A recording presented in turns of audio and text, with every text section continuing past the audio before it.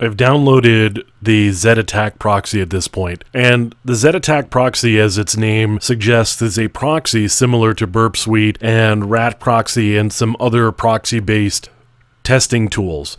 Now, one of the things you can also do with ZAP proxy is just simply do a quick start here. So I'm going to do a quick start against this particular site. So we're going to run an attack, and you can see it very quickly does some work about getting information. So it does a quick spider, and then it runs a number of checks to see whether it's got some vulnerabilities or not.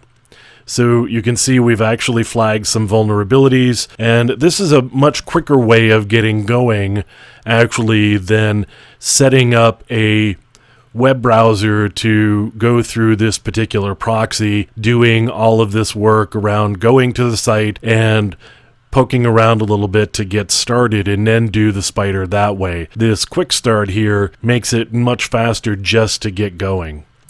So if I were to look at alerts, I could see all of the alerts that I've got here. Looks like we've got some cross-site scripting that we're vulnerable to, and some directory browsing it looks like we found. And then there are some other issues here that you may or may not worry about depending on what your tolerance for this particular risk is. So cookie set without HTTP only flag, meaning there's a cookie that could be accessed using some other protocol other than just HTTP. So JavaScript, for example, may be able to read a cookie rather than just doing an HTTP cookie request and having the browser handle it.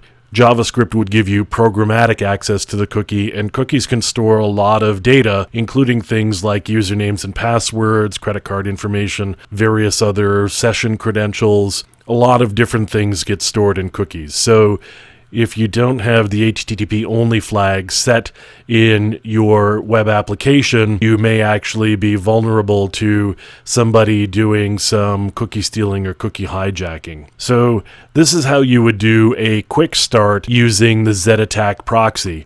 You just plug your site in, have it go. It does some quick spiders and just some basic checks, and that's how you would get some very quick results using ZAP.